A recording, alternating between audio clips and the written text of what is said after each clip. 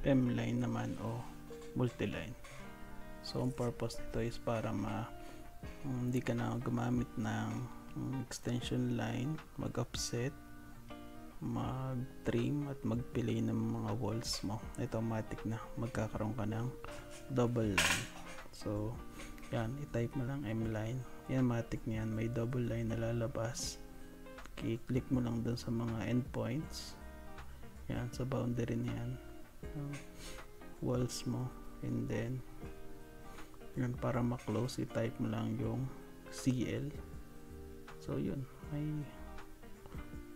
exterior wall ka na o boundary walls. Play yan, makikita nyo buo siya. Yun, ganun lang paggawa ng multi-line. Center line naman.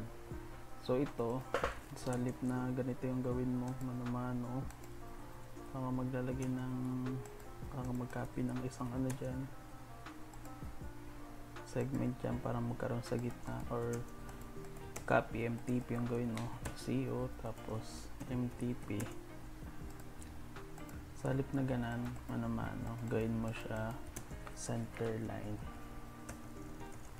Center line yung command.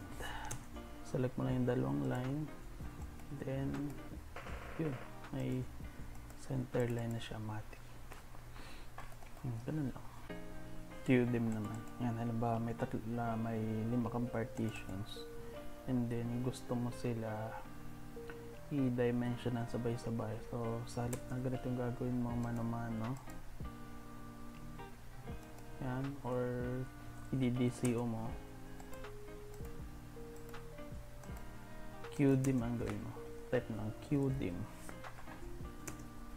So select mo lang yung line na yan, then i-enter, lalabas na dimensions, boom. Ganun lang ang purpose ng QDIM, para dimension mo sila ng sabay-sabay. Divide naman. So ito ginagamit naman pag gusto mo i-divide yung isang line. So gawa for equal parts, halimbawa. So i-type mo lang div.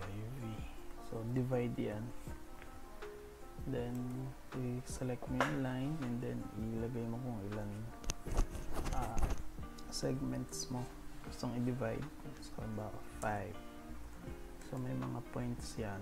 Yan yung mga points. So 1, 2, 3, 4, 5 parts na siya. So yan, pwede mo na siyang i-partition. Tapos copy lang. Yan, 5 parts na siya. So ganun lang yung gamit ng divide. So MTP command naman tayo. So ginagamit no, halimbawa para makuha yung sentro ng dalawang points. So ito, may nalabas dito na middle point, pero dito sa kabaliw wala yung point. So yun ang purpose ng MTP. Let's say gusto mo maggawa ng line, type mo lang yung MTP, tapos kuha mo lang yung dalawang point. Yun, nakuha mo na yung middle nila. Same din pag i-copy mo siya sa kabila. So i-copy natin, tapos MTP, select ng 2 points, boom, doon na siya. Yun, ganun lang pagkuha ng MTP. So kung gusto mo ito, dalawa na to, i-move mo ulit. So wala siyang center, di ba? Kuhanin mo MTP, tapos i-move mo, kuhanin mo yung center nito, yung dalawa na to, MTP ulit. Yan, ganun lang. Extreme naman. So extreme naman ang pag-usapan natin, or daily AutoCAD hacks. So ang purpose ng extreme is para hindi ka na mag-trim isa-isa. Halimbawa,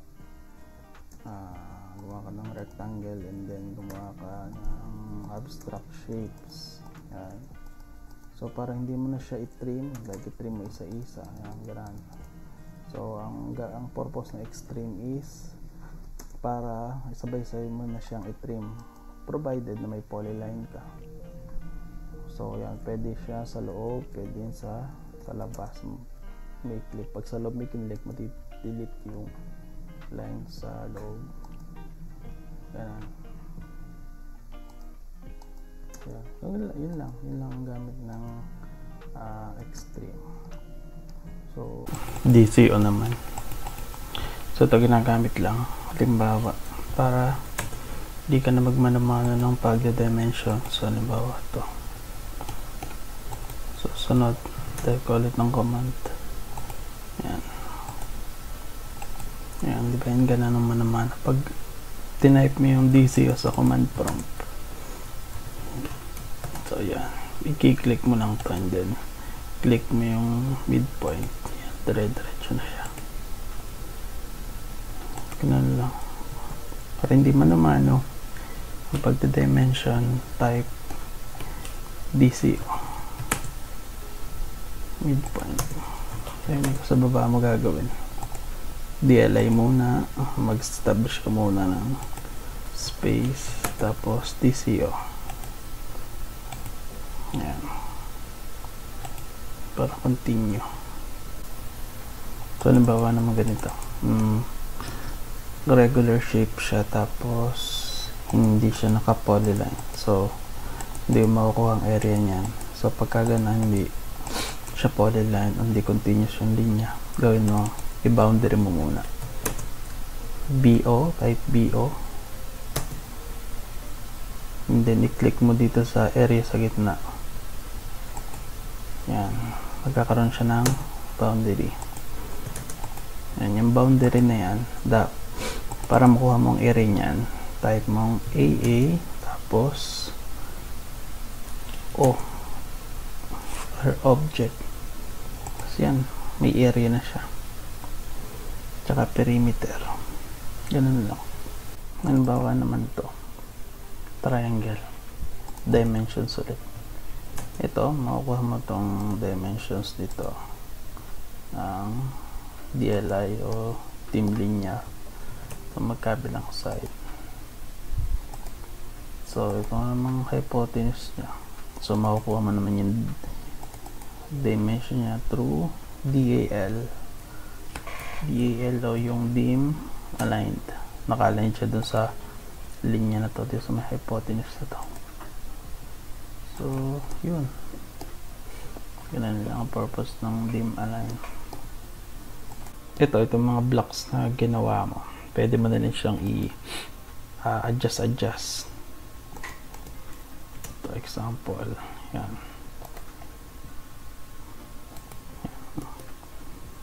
Pwede mo siya i-adjust.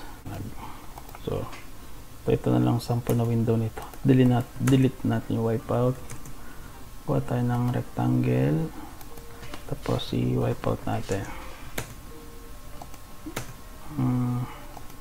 So draw order, lagyan natin sa likod, send to back. So yan lang. Tapos dito draw order, bring to front. Yan, may opening ka na.